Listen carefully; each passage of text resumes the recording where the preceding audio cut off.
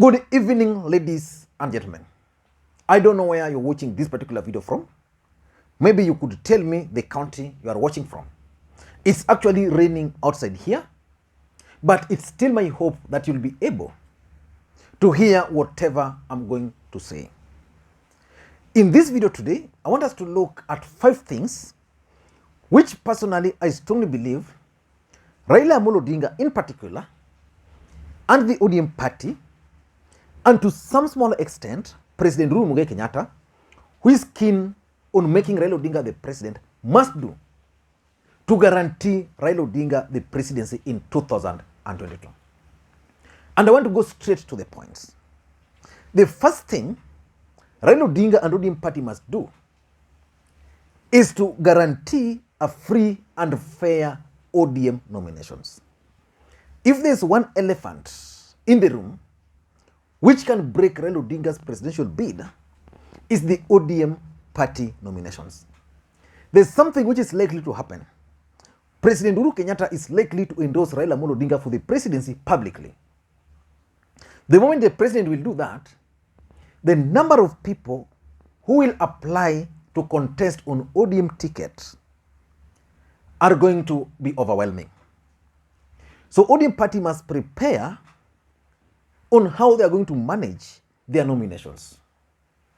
In the last election, for example, ODM party did not win a single seat in Kisii. Not because the people or the voters in Kisii didn't like ODM party. ODM party was the dominant party. Despite the rigging and the rest, Raila Odinga still managed to win the presidential votes in Kisii. But when it comes to members of parliament, the ODM party mismanaged the nominations. So most of these people opted for smaller parties, which were allied to the ODM party. They ended up splitting votes, but most of those people who were locked out ended up winning in those particular parliamentary by-elections. What that means is that there are people who felt dissatisfied with ODM party because the nominations were unfair. And I always tell people, in 2013, I observed something in Kisumu here, Kisumu Central. There was another gentleman, Abdul Dubai, for those who know him, who was running on ODM ticket against Ken Obura. Abdul Dubai is kind of an Arab kind of origin. So this is the guy who people wanted to support for the parliamentary seat. Then the way the nominations were conducted, Abdul Dubai missed the ticket. And I know so many people who ended up not turning up to vote because Abdul Dubai was not given the ODM ticket. Basically, it normally leads, if the nominations are mismanaged, it normally leads to voter apathy. So there are people who support a particular individual, and if they believe that that individual lost unfairly, then they don't see the need of voting. So to prevent voter apathy, because politics is a game of perception, the ODM party and Raila Odinga must ensure that in 2022, they are going to conduct a free, fair, and credible nominations. How they are going to do it is something which I still don't know. Because, for example, IBC as an institution with all the resources cannot conduct a free, fair, and credible nominations. Let me give you the example of 2 counties, Siaya and Migori. In Siaya and Homa Bay, let's begin with Homa Bay. In Homa Bay, there is Evans Kidero, there is Gladys Wanga, there is John Mbadi, and then there is Oyugi Magwanga. Those 4 men and a woman. If that nomination is not going to be managed well, then it's going to create a lot of problems. You go to Siaya, there's Orengo, there is Nicholas Gumbo, there is Opio Wandai. If the nominations in Siaya will also not be conducted freely, fairly, or perceptionally, because it can be conducted but not fairly, but perceptionally people must be convinced that at least there were some element of credibility. If it will not happen, ODM will have a big problem. Remember, Raila Odinga will need more members of parliament for ODM party. He will need more senators, women reps, and even the governors and MCs. That can only happen when elections are conducted in a free, fair, and transparent manner. A good example is Kilifi in the last election. In Kilifi, ODM party conducted credible nominations. Those who won were given certificates, those who didn't. Kilifi was the only county in this country which voted ODM party 6 piece. From MCS, all of them ODM. MPs, all of them ODM. Women rep, senator, the governor, all of them in Kilifi. So that's the first thing they must do. How they are going to do it, I don't know. Number 2, the other thing which is going to determine whether Raila Odinga is going to be the president or not is the formations. Who is going to join Raila Amolo Odinga? Which regional leader is going to support Raila Amolo Odinga? There's also the second-term governors. These guys, I normally read online that most of these governors are unpopular. Don't be cheated. Don't ever be cheated. The second-term governors in this country are very powerful. These guys have people from the villages up to the county level with their structures. Sub-county admin, ward admins, village admins. These are the people who interact with the villagers. So a good governor who is serving his second term has actually entrenched himself in the county. So if Raila Odinga can convince majority of these second term governors to support his bid, then they are going to add value to his campaign. They are going to add value to his campaigns, these second term governors. So it's going to be important for Raila Amolo Odinga, with the help of the president, to persuade the second term governors to support his bid. I was reading somewhere that William Ruto has 10 governors supporting him. Raila Odinga, I think, has the majority, 27. He must maintain that. The third thing which is going to determine is the voter registrations. And this is in Raila Odinga's strongholds. So Raila Odinga, as of today, should have actually known his strongholds. If it's Nyanza, Coast, Western, and if it's Western, which specific areas?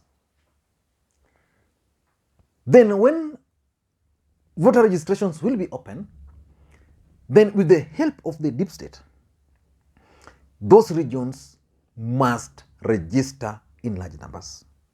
In the last election alone, if you look at the population in Kiambu and the population in Kakamega, Kakamega has the highest population.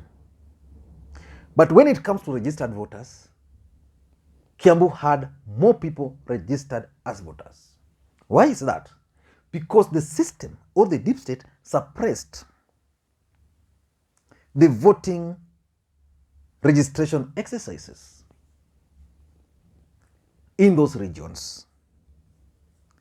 So with the support of the system, when the registration will happen, when it's open, and this is what happened to ODM or NASA, IBC, the deep state must ensure that IBC will distribute the kits which will favor Raila Odinga's strongholds.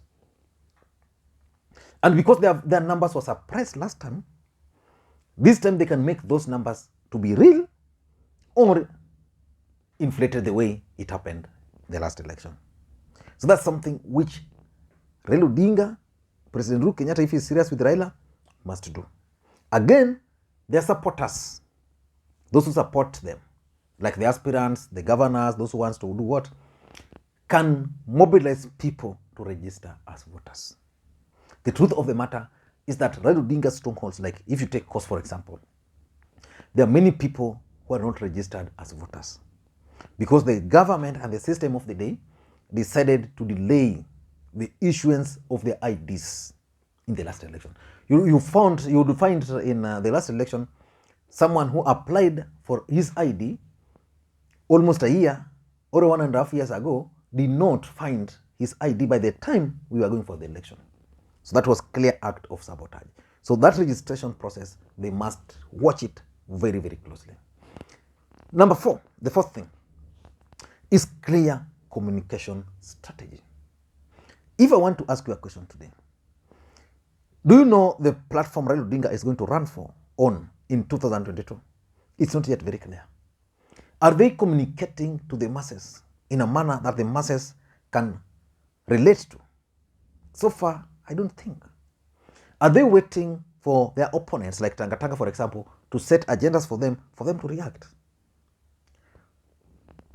The ODM party, Raila Odinga, must come up with a clear strategy, the message they want to masses. How are they going to react to the DP? For example, and this is the truth, William Ruto is known to say things with very little truth in them, but he says them with open and straight eyes. ODM, if I were to manage them, the first thing I'll do is to put members of parliament to checkmate DP. Whenever he lies, then these members of parliament calls for a press conference to counter those lies. But if the DP continues lying, and then these guys are not responding, then the masses will start believing whatever they're being told by the DP. So in my view, the other thing they must do, simple, make sure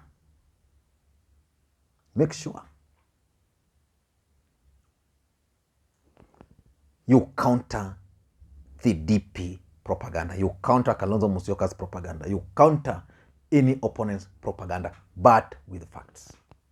So they must have a clear communications strategy. Number 5 is the deep state support. When is President Uhuru Kenyatta going to come out publicly to endorse Raila Odinga? President Uhuru Kenyatta's direct endorsement of Raila Odinga is very, very important. I was talking to someone and he was telling me, maybe we wait. Up to when? Time is running out. That endorsement by the president is going to shift the equation. Someone like Musalia Mudavadi will be going to the central Kenya, for example, but not with the hope that the president is going to support him. People like Kalonzo Musyoka will be forced to make a choice of either working with Raila or going it alone. That direct endorsement is what Raila Odinga needs, and the president, if he's keen on supporting Raila Odinga, must do it today. And lastly, as a bonus, is the poll day preparation. There is no any other day as important in election than 2 days. The voters registration and the poll day on the day of the elections. On the day of the elections, ODM and Raila Odinga must ensure turnout. The turnout must be good. That's the first thing. The second thing is the agents. We've seen the by-elections where ODM has agents, UDA has agents. UDA agents are well taken care of. They can even afford tea, lunch. Yeah, ODM agents are just there since they came. And even after that, they are not even assured of their payments. So these are the people who are normally compromised. So ODM and Raila Odinga must work on agents. And most importantly, these agents should not just be any agent. They must identify their committed members. And this must happen in the opponent's strongholds. Like if it's going to be a two-horse race between the deputy president and Raila Odinga, then most of these agents must be seconded to William Ruto's strongholds. In the last elections, what used to happen is that the deep state would infiltrate ODM. By the time they identify agents, these agents are transferred to central Kenya, some to Rift Valley. Then these agents are bought. So these guys were able to do 1, 2, 3 without any problem. Like for example, the alterations. If Raila Odinga gets 25 in a polling station in central Kenya, then you give him 5. He has already lost 20. Uhuru gets and at the same time Uhuru gets 120. He's given 170. He's already receiving 50 additional. So basically, ODM must prepare the agents. I don't know what you think, but that's my take. And again, for those who are watching this channel for the first time, please take a second or two and click the subscribe button so that next time you produce a video like this, YouTube will automatically notify you. Thank you guys, and may you have a good day.